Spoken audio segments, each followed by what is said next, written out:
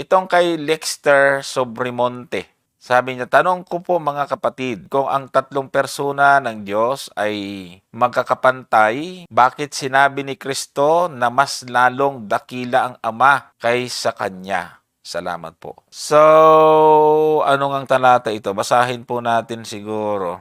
Yung Ama ay mas dakila. Kasi kung pag-aasapan po natin yung sagot, Nasa 14:28, Brother Johnson. Juan, 14:28. narinig ninyo kung paano sinabi ko sa inyo, papanaw ako at paririto ako sa inyo kung ako'y inyong iniibig. Kayo'y mga gagalak dahil sa ako'y pasa sa Ama, sapagkat ang Ama ay lalong dakila kaysa akin. Ayan, maganda po kasi alam naman natin yung background nito, mga kapatid, na ito po ay nangangako ang ating Panginoon sa mga alagad na babalik siya sa Ama. Ibig sabihin, yung pong salitang ang Ama ay babalik siya sa Ama sapagkat ang Ama ay mas dakila sa akin ay hindi ito, Brother Gomer, tumutukoy sa nature, kundi doon po sa tinatawag po nating tungkulin or function. Ano? So,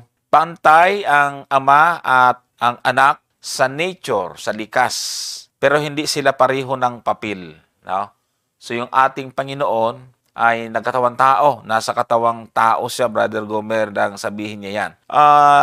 Meron akong nabasa na article nito, naalala ko si Angel Manuel Rodriguez ng isa sa Adventist Scholar, na sabi niya, the Son voluntarily subordinated himself to the Father for the purpose of redemption. This does not empty inferiority in nature but reflect a functional subordination within the Godhead. So, ibig sabihin ay yung kanyang pagpapasakop, yung kanyang pagkakatawan tao bilang sinugo, yung papel, yung function, pero hindi po yun yung nature. Yan, Brother Gomer. Ayun, tama yun, Brother Johnson. Kasi nga, ang ating Panginoong Hesukristo nga po ay nagkatawang tao. That's why, doon sa kanyang kalagayan na tao, talagang wala hong duda. Actually, mababasa naman natin yan doon sa isang talata ng Pilipos 2. Ang talata po ay 6. Basahin po natin.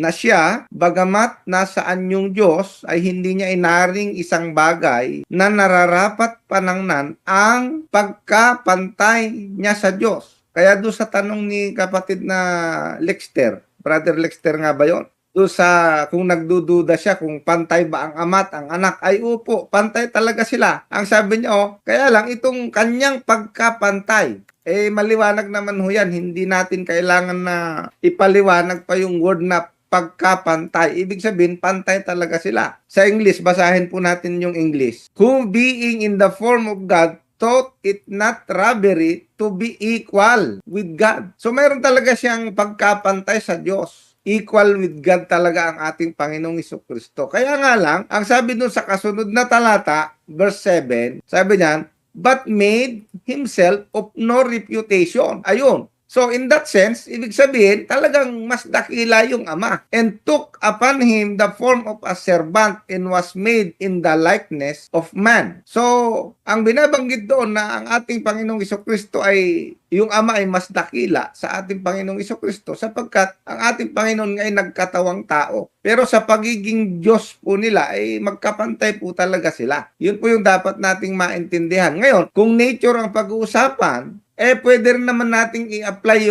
yung function katulad ng sinasabi ni Brother Johnson. Katulad halimbawa, sa tao, ako naman, Brother Johnson, tatanggapin ko naman na mas dakila si Jose Rizal kaysa sa akin. Pero sa nature, diba? Pero hindi ibig sabihin na dahil mas dakila si Jose Rizal kaysa sa akin, ibig sabihin, mas mababa yung aking nature ng pagiging tao. Yun ang dapat nating maintindihan po doon. Hindi ho ba? Kasi yung pagiging dakila ng Ama ay hindi yun sa kinalaman ng pagka-Diyos. Yun ang dapat nating maintindihan. Kundi, ang ating Panginoong Hesukristo ay nagkatawang tao siya. Doon sa kanyang function as, nung nagkatawang tao siya, naging tao siya. So in that sense, talagang mas dakila yung Ama. Yun po yung dapat nating maintindihan. Pero, tandaan po natin, ang sabi doon sa Pilipos, He is equal with God. Pero hindi niya inaring nararapat panangnan ang pagkapantay niya sa Diyos. At yung pagkapantay niya sa Diyos, Brother Dorson, inaangkin talaga ng ating Panginoong Hesukristo ito. Kaya nga,